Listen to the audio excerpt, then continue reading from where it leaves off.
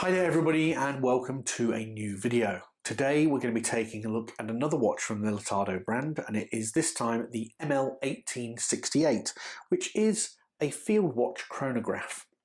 So without further ado, we're going to turn the camera around and take a look at it in close detail. But if you guys do have any comments, questions, queries, please do put it in the comments section and I'll come back to you when I can. On that note, if you do like the content, please do consider subscribing and clicking for notifications. It only takes a second and it doesn't cost you anything to do, but it does support our channel and we'd be hugely appreciative. Anyway, without further ado, let's turn the camera around and take a look at this watch in further detail.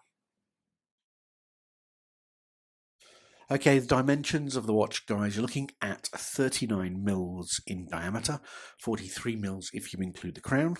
Top to bottom lugs, you're looking at a very manageable 47 mils, even more so when you consider those lugs do actually point downwards, so it makes the watch wear a lot smaller.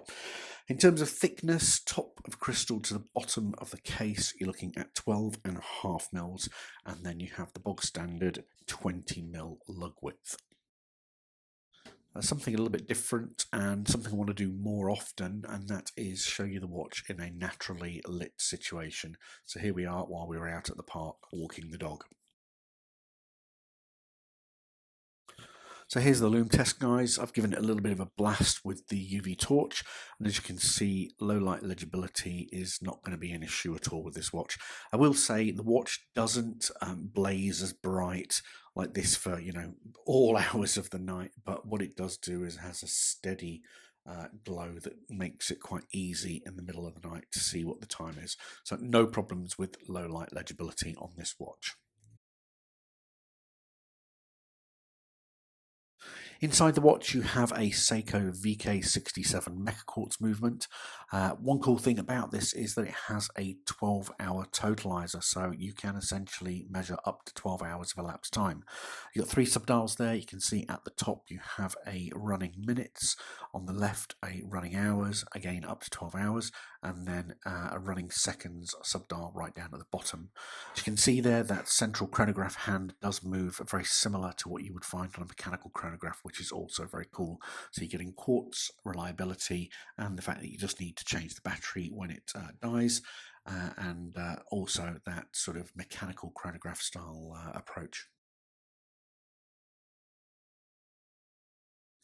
Let's take a look at the case and crystal then. So the crystal is a domed sapphire crystal with anti-reflective coating applied to it. As I wore it out in daylight and in bright daylight, I must say, I didn't notice any visibility issues, and the anti-reflective coating worked quite well.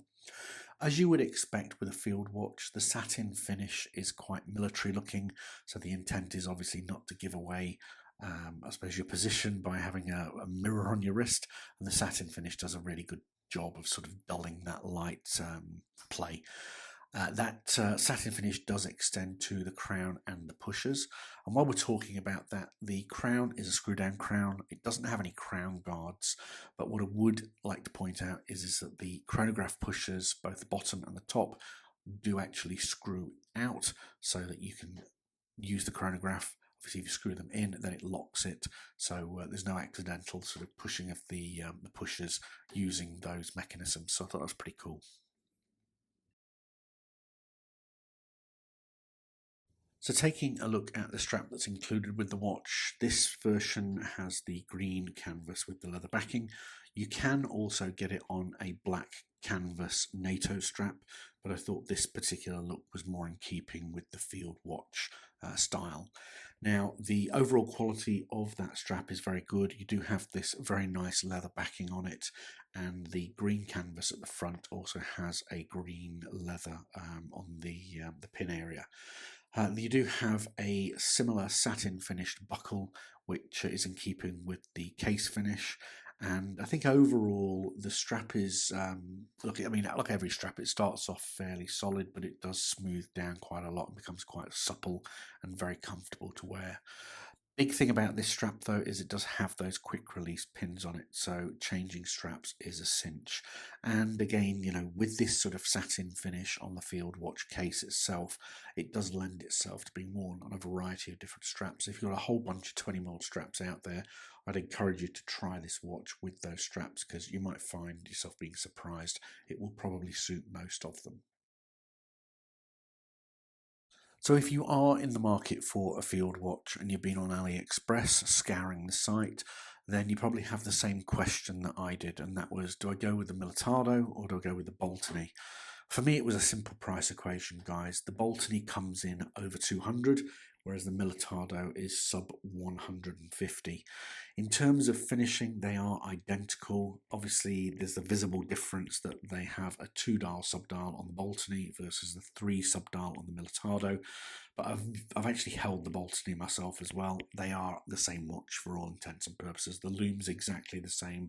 It's just the branding on the dial that's different. So for me, the Militado is definitely the one to go and get, and I do prefer it on that green canvas strap. Again, I love the field watch look, and that VK67 movement with the 12-hour sub-dial is really useful. Water resistance, you've got 100 meters water resistance. I haven't mentioned that before, guys, so you can wear it out and about in damp, humid, hot, wet conditions, much the same as you would expect from a field or military style chronograph. Low light legibility, absolutely fantastic. But like I say, really nice watch, and something certainly to put on the wrist if you're going out hiking, walking, or doing any sort of outdoor pursuit. And again, because it is quartz, it's going to be tough, reliable, and at the end of the day, when it stops working, all you need to do is just change that battery out. Anyway, guys, I hope you've enjoyed the video. If you do have any comments or questions, please do put in the comments section, and I'll try to come back to you when I can. Other than that, guys, I'll leave you to have a lovely weekend, and I will see you in another video very soon. Take care, guys. Bye.